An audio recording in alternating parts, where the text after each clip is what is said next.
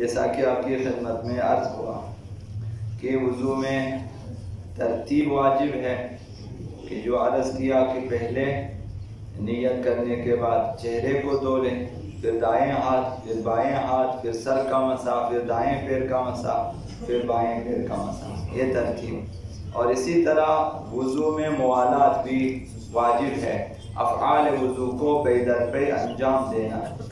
لہذا اگر وضو کے افعال میں چہرہ دھونے، ہاتھ دھونے، سر کا مسح، پیروں کا، ان کے درمیان اگر اس قدر فاصلہ ڈالا جائے کہ عرف میں متواتر اور پے در پے دھونا شمار نہ ہو تو وضو باطل ہے، کہ دیکھنے والے عام لوگ یہ سمجھیں کہ یہ شخص وضو نہیں کر رہا، یہ شخص افعال وضو کو پے در پے انجام نہیں دے رہا، اتنا فاصلہ، یہ عرفی مسئلہ بیان فرمایا حضرت آیت اللہ سیستانی نے۔ تو لہذا دیکھنے والے کو یہ اندازہ ہو کہ یہ مسلسل وضو کر رہا ہے، افعال وضو کو پے در پے انجام دے رہا ہے، جب بیچ میں اتنا فاصلہ۔ حضرت آیت اللہ سیستانی نے فرمایا جس جگہ کو آپ دھونا چاہتے ہیں یا جس جگہ کے آپ مسح کرنا چاہتے ہیں، اس سے پہلے جن اعضاء کو آپ نے دھویا ہے یا آپ نے مسح کیا وہ خشک ہو جائیں، یعنی اس قدر فاصلہ ڈالا کہ آپ سر کا مسح کرتے ہوئے دیکھا کہ چہرہ بھی خشک ہو گیا اور ہاتھ بھی خشک ہو گیا، پانی خشک ہو گیا، تو وضو باطل ہے۔ پیروں کا مسح کرتے ہوئے کہ سر بھی خشک ہو گیا اور چہرہ اور ہاتھ بھی، تو اگر اتنا فاصلہ ڈال دے کہ جو جس عضو کو پہلے دھویا ہے یا جن اعضاء کو وہ خشک ہو جائے تو وضو باطل، لہذا مسلسل وضو کریں، یعنی وضو کو اس طرح سے انجام دیں کہ پے در پے انجام دیں کہ پہلے جن اعضاء کو دھوئے یا مسح کے وہ خشک نہ ہو جائے۔ دوسرا مسئلہ یہ ہے کہ وضو کے دوران چلنے پھرنے میں کوئی حرج نہیں ہے، آپ چل سکتے ہیں 5 قدم 6 قدم 10 قدم، مثلا ادھر ادھر آپ جا سکتے ہیں۔ لہذا اگر چہرے کو دھو لیا اور ہاتھوں کو دھونے کے درمیان آپ چند قدم چلے، 4-5 قدم چل کے مثلا ادھر آپ نے چہرہ دھویا، چند قدم چل کر آپ نے ہاتھوں کو دھو لیا یا سر کا مسح کیا یا چند قدم چل مسح یا چلتے چلتے مثلا،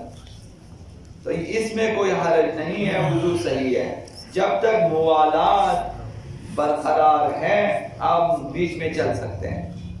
چند قدم چلے، مثلا نیچے آپ نے جو ہے وضو کیا، اب ہاتھ کو دھو رہے ہیں اور آپ سیڑھی سے اوپر جا کے سر کا مسح کرتے ہیں، پھر چند قدم جا کر آپ پیروں کا مسح کرتے، تو اس میں کوئی حرج نہیں ہے، زیادہ طولانی نہ ہو کہ متواتر دھونا اور مسح کرنا شمار نہ ہو، تب وضو میں اشکال ہے، ورنہ چند قدم آنے جانے میں کوئی حرج نہیں ہے۔ تیسرا مسئلہ وضو کے سلسلے میں یہ ہے کہ وضو کے صحیح ہونے کے لیے شرط ہے، واجب ہے اور لازم ہے کہ وضو کے افعال کو خود انجام دے، دوسرا اس کی مدد نہ کرے، ہاتھوں کے دھونے میں، ہاتھوں کے پانی کو جگہ جگہ پہنچانے میں، سر کے مسح کرنے میں، پیروں کے مسح میں کوئی اس کی مدد نہ کرے۔ اگر بغیر عذر کے کوئی اور وضو کرائے، اس شخص کو خود نہ کرے، دوسرا آ کر کرائے، یا اعضائے وضو پر پانی پہنچانے میں یا سر اور پیروں کے مسح کرنے میں مدد کرے،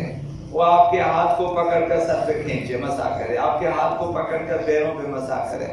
تو یہ وضو باطل ہے۔ افعال وضو کو خود انجام دینا چاہیے جب تک معذور نہ ہو۔ اگر بیماری ہے، اگر کوئی مشکل ہے، تو اس صورت میں خود وضو نہیں کر سکتا ہے، مثلا فالج ہے کہ خود اپنے ہاتھ پیر کو نہیں ہلا سکتا، خود چہرہ نہیں دھو سکتا، خود ہاتھوں کو نہیں دھو سکتا، تو ممکنہ صورت میں کسی سے مدد لینا چاہیے۔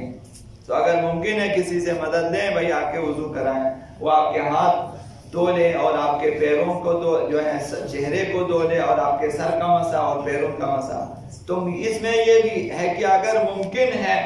کہ مسح کرنے میں دونوں شرکت کریں، کہ یہ بھی اور وہ جو مددگار ہے یہ بھی شرکت کریں، تو یہ اگر ممکن ہو تو واجب ہے، لیکن وضو کی نیت وہ خود شخص وہ کریں، یہ صرف مدد کرتا ہے۔ اگر خود شرکت نہیں کر سکتا، نہ ہاتھ دھو سکتا ہے، نہ مسح کر سکتا ہے، صحیح ہے، کچھ بھی نہیں کر سکتا تو واجب ہے کہ دوسرے سے مدد لے اور اس کو وضو کرائے، اور یہاں احتیاط واجب ہے کہ دونوں نیت کریں، مددگار بھی نیت کرے اور یہ شخص بھی نیت کرے. اب اگر ممکن ہو تو واجب ہے کہ اس کا نائب وضو کرانے والا اس کے ہاتھ کو پکڑے اور اس کے سر اور پیروں کا مسح کرائے ہاتھ کو پکڑ کے. اور اگر اس کا ہاتھ کو پکڑ کے اس کے ہاتھ سے آپ مسح نہیں کرا سکتے، یہ بھی ممکن نہ ہو، تو ضروری ہے کہ نائب اپنے ہاتھوں اس کے چہرے سے یا اس کے ہاتھوں سے تری لے کر اس کے سر کا مسح کریں، کہ اس کے ہاتھ سے تری لے لیں، اس کے سر کا مسح کریں، پیروں کا مسح کریں. تو لہذا اگر خود اس کے ہاتھوں کو اٹھا کے مسح کرا تو یہ واجب ہے. اگر نہیں کر سکتا اپنے ہاتھ سے اس کے ہاتھوں سے تری لے لیں، مسح کریں. اگر نائب اجرت لیتا ہے، کوئی ایسا شخص نہیں ملتا جو مفت میں یہ کام کرائے، اسے پیسہ چاہیے، اگر مالی لحاظ سے نقصان دہ نہ ہو تو ضروری ہے کہ کسی کو اجرت دے کر مزدوری دے کر رکھیں تاکہ وہ اس کے لیے وضو کرائے. مثلا جو لوگ فالج زدہ ہیں یا جو لوگ اس قسم کے اپنے اعضاء و جوارح کو نہیں ہلا سکتے ہیں، تو یہ چیزیں واجب ہیں. باسمك العظيم العظم العز الجل الأكرم يا الله